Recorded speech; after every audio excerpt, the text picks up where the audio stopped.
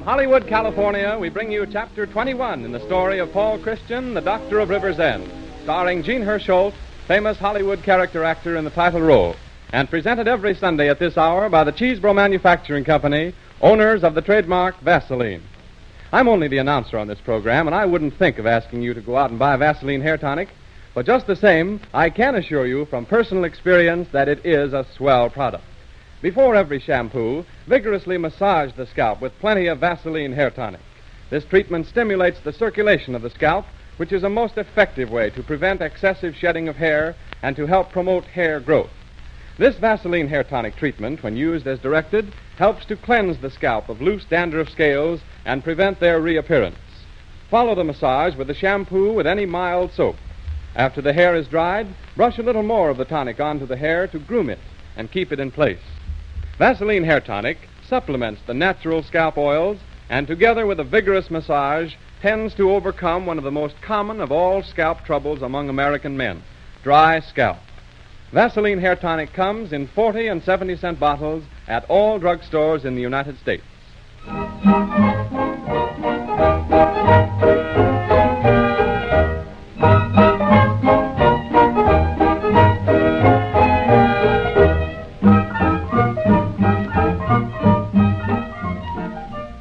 And now, starring Jean Hersholt in the role of Dr. Paul Christian, we begin another chapter in the story of the Doctor of River's End.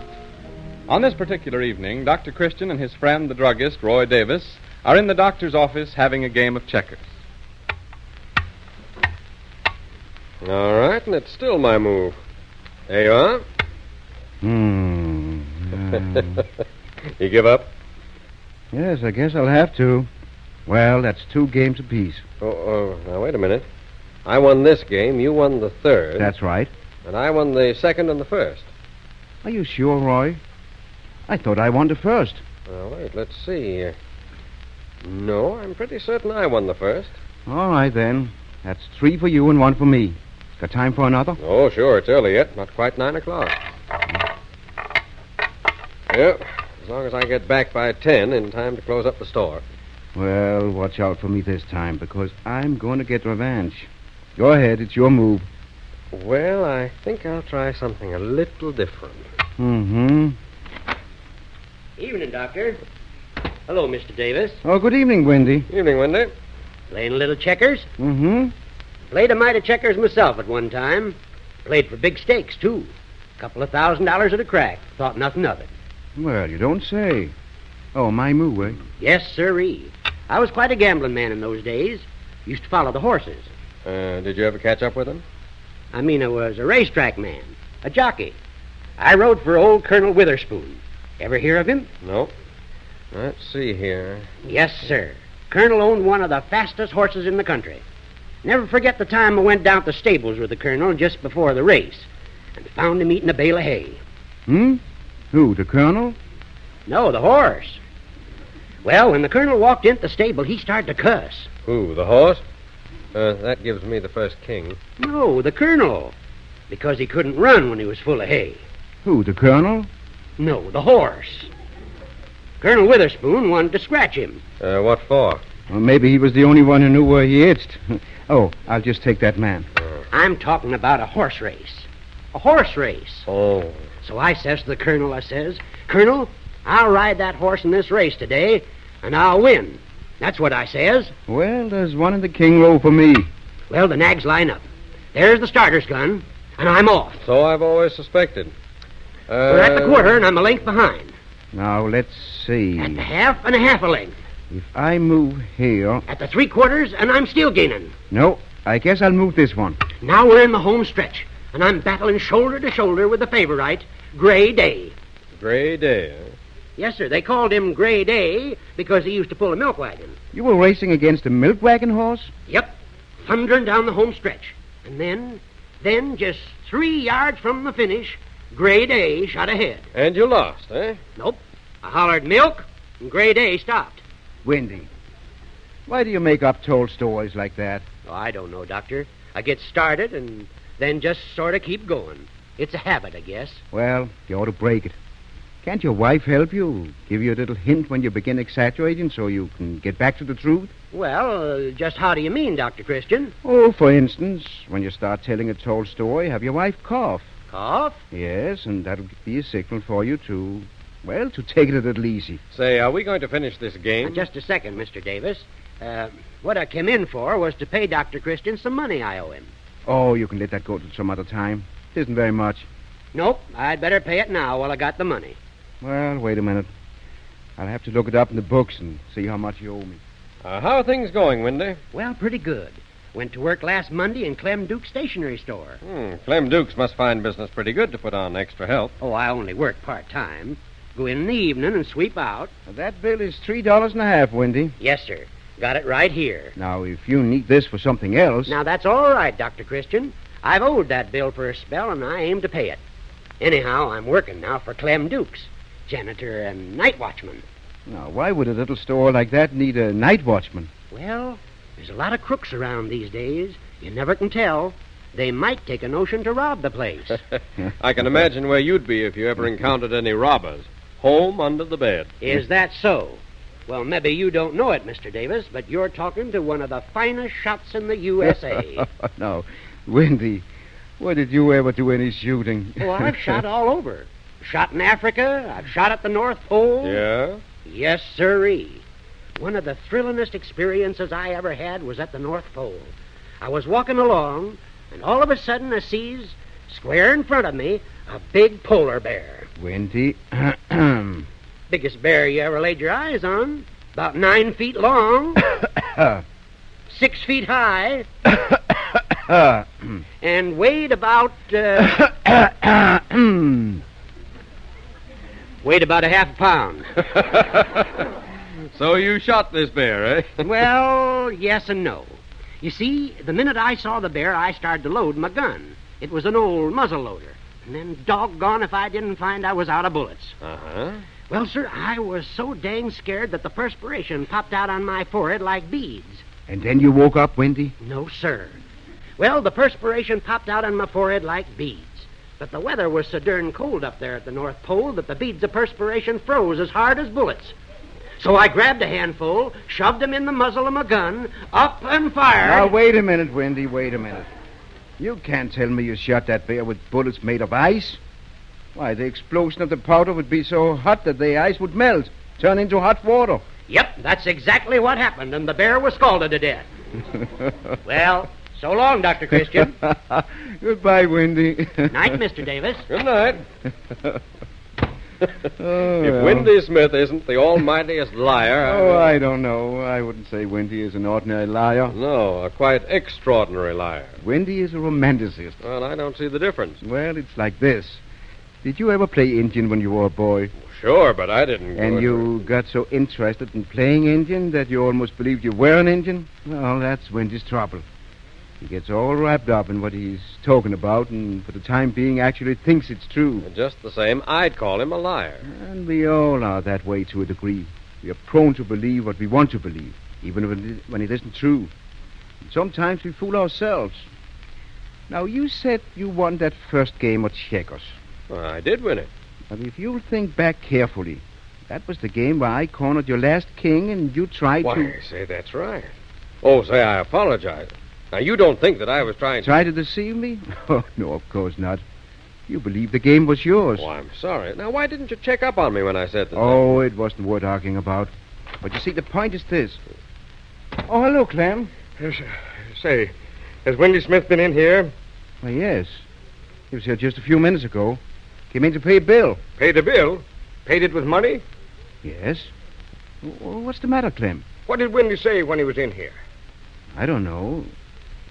Did he say anything special, Roy? No, except he said he was working for you, Clem, as a janitor and night watchman. Night watchman? I thought that was funny myself. But he had a long story about protecting your store against robbers. It needs protection. Do you know what's happened? Wendy Smith has robbed my cash register of $22.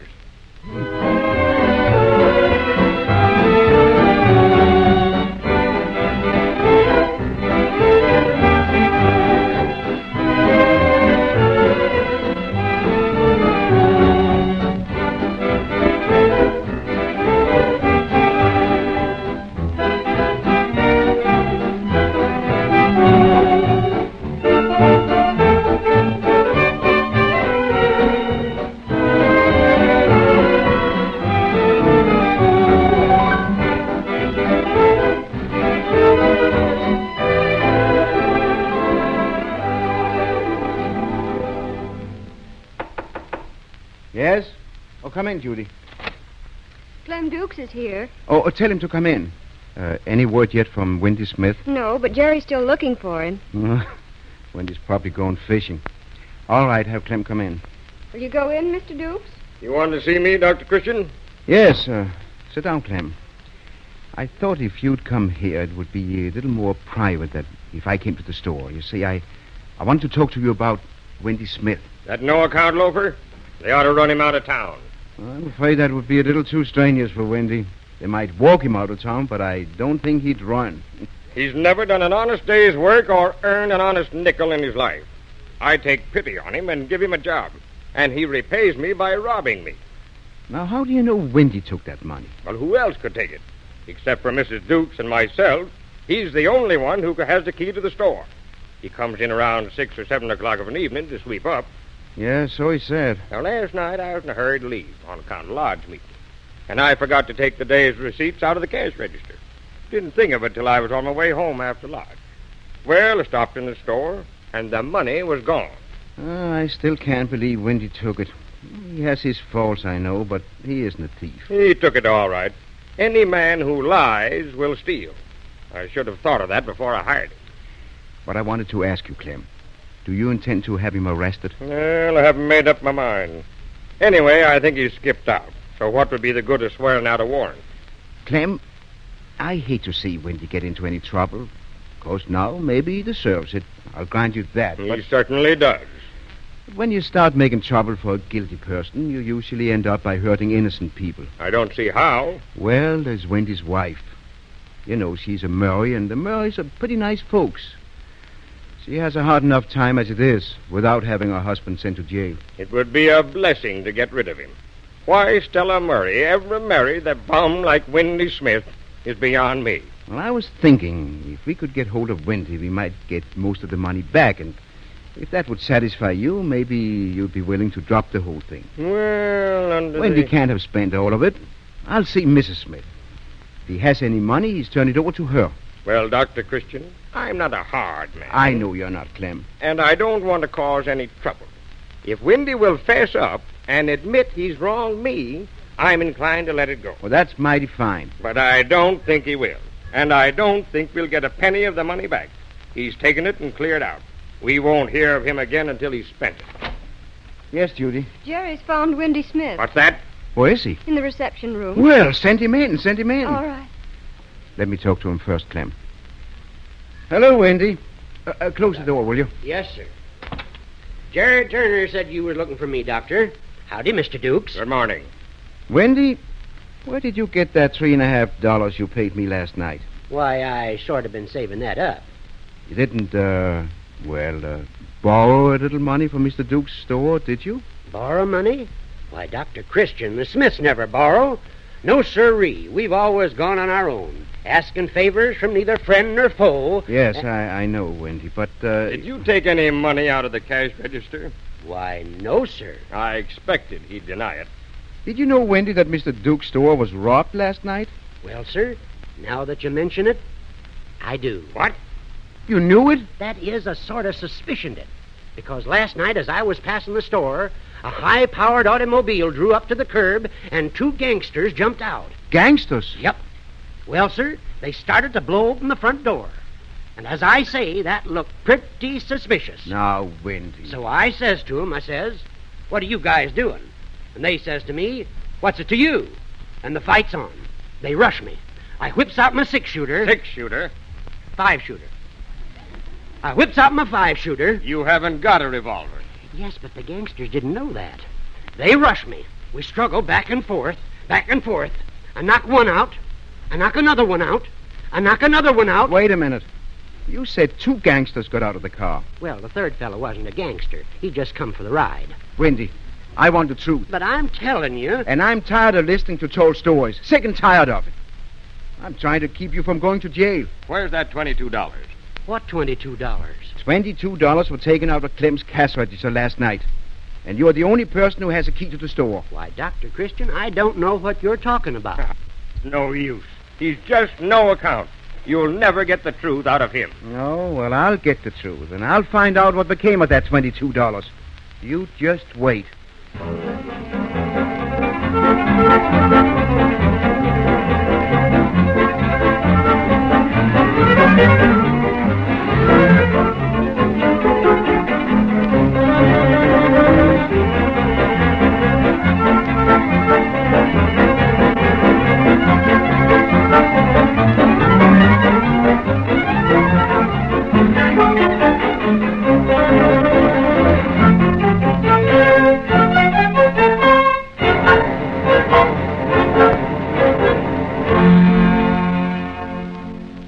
We will continue this chapter in the life of Dr. Paul Christian as played by Jean Hersholt in just a moment.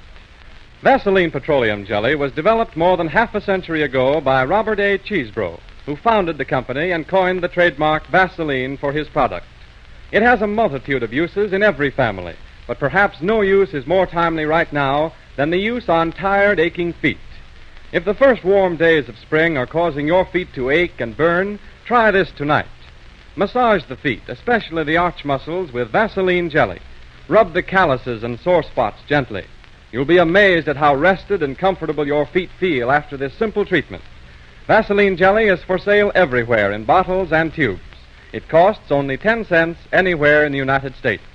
But when you buy, be sure to look for the trademark Vaseline on the package. If you don't see it, you are not getting the genuine article.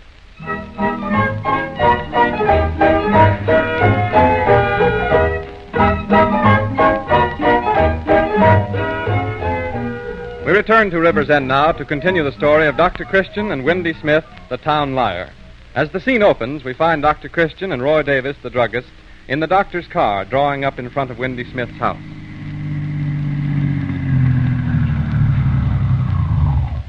Well, there we are. Want to come in with me, Roy? To ask Stella Smith whether Windy has stolen some money? I should say not. I had an argument with her once, and once is enough. Then you're safe. Lightning never strikes twice in the same place. It doesn't have to. You go ahead. I'll wait here. And catch you when you come out.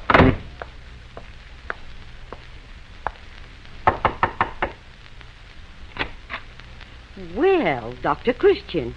Good morning, Stella. Well, I haven't seen you for quite a while. I thought I'd stop and say hello. Well, come in. Here, let me take your things. Oh, don't bother. I can only stay a few minutes. Is Wallace around? No, I'm sorry. He went out someplace early this morning. Stella, I'd like to ask you, sort of a personal question, if you don't mind. Yeah? What is it? Well, this sounds kind of funny, but has Wallace turned over any money to you recently? That is a funny question. Well, you see, Stella, there's been a little mix-up. Oh, there has. Some money is missing from Clem Duke's cash register, and he's worried about it. Isn't that too bad? No, Clem doesn't want to make any trouble, of course. In fact, he has only the greatest sympathy. Oh, he has he? Well, you can go back and tell that prissy, self-satisfied little runt that I don't need his sympathy. You can tell him... Now, wait a minute, Stella, wait a minute. He doesn't mean it that way. I know how he means it. I know how the whole town means it. They think because I married Wally Smith, they should be sorry for me. Now, Stella... Well, they'd better be sorry for themselves. They'd better take a look around into their own drab, insignificant lives.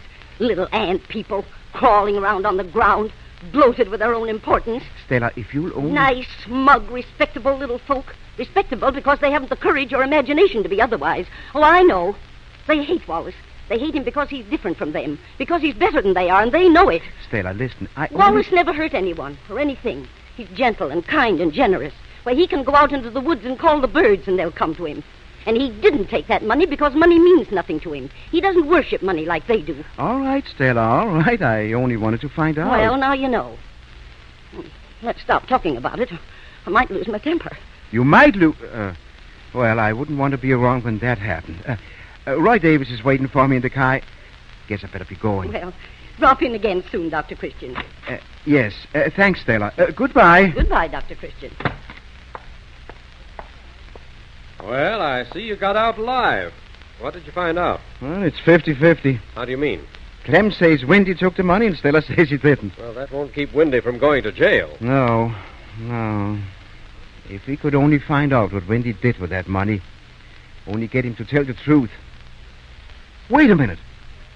Roy, I've got an idea. Yes, sir. I've got an idea.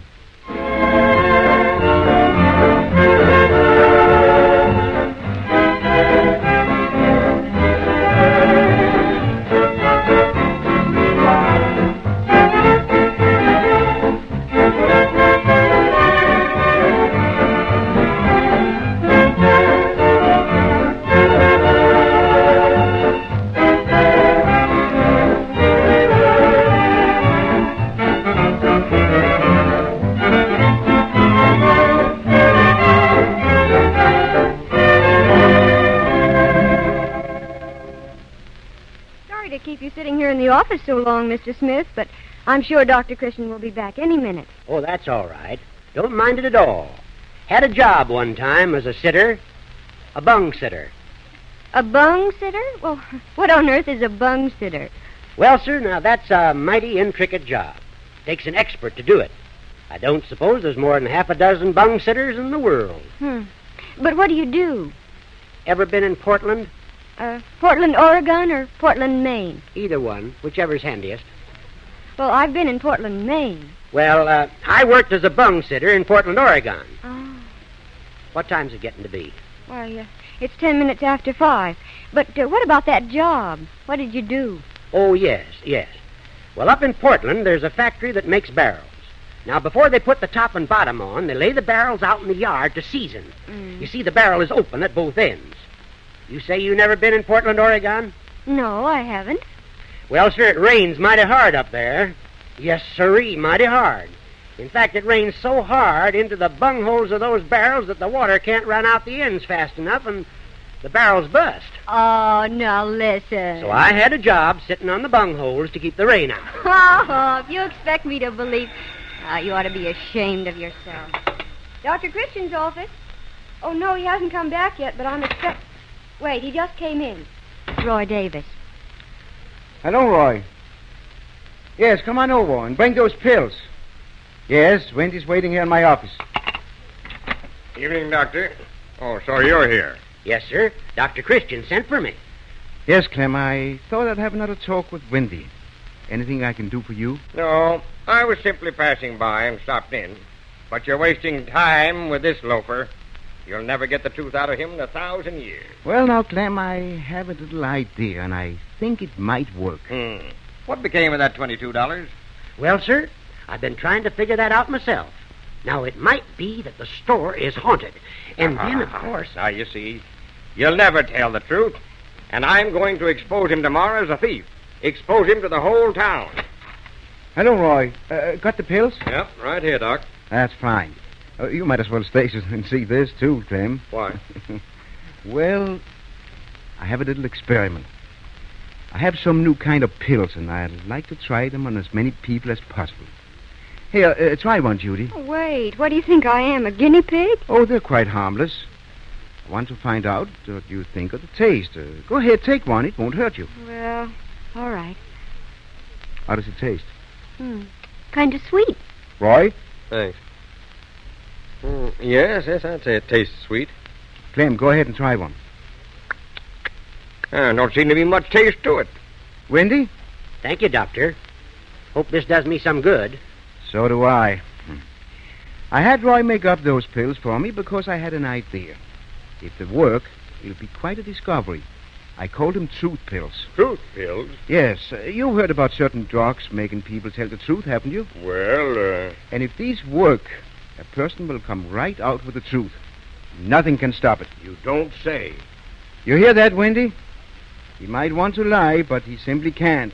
He'll tell the truth. The whole truth and... Dr. Christian, oh, I feel so funny. Why, Judy. Dr. Christian, I've just got to tell you.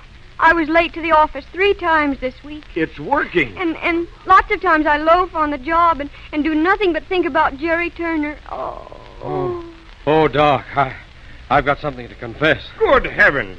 It's working on Roy, too. I cheated you, Doc. I said I won a game of checkers when I didn't. I cheated. Where am I? Now, Wendy, you see how it is?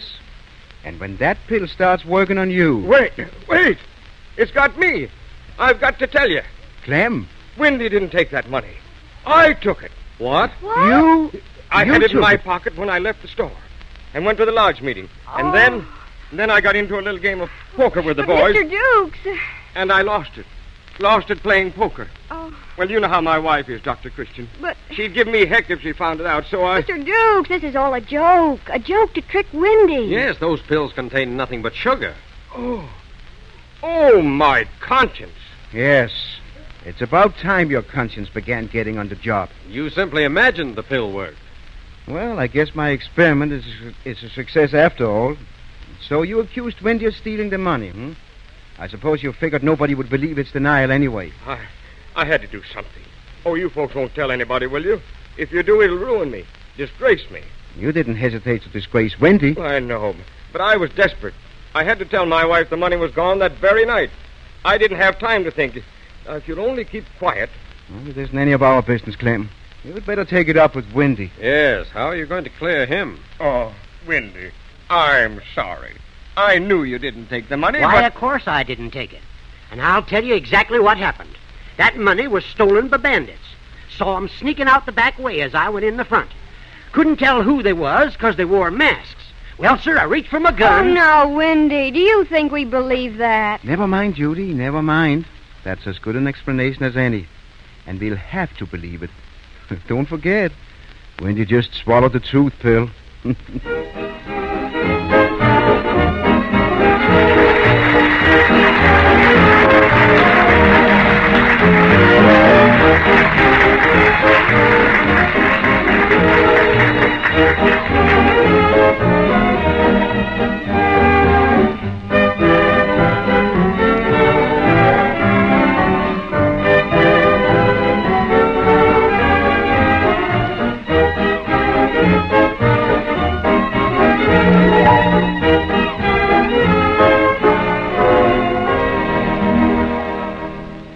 These programs, starring Jean Hersholt in the role of Dr. Christian of River's End, are presented every Sunday afternoon for your pleasure by the makers of Vaseline preparations.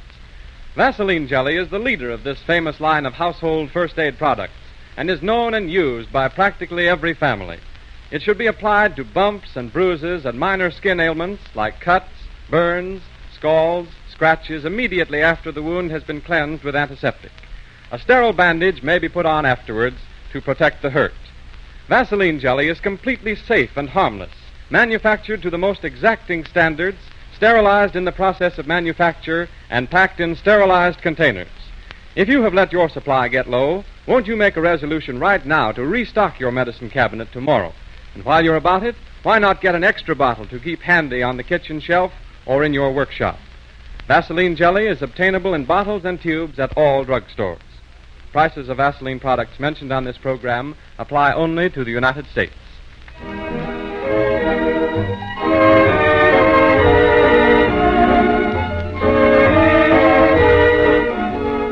Next week, Jean Hersholt, who appears on this program through the courtesy of 20th Century Fox, will be back with another chapter in the life of the beloved Dr. Christian of River's End.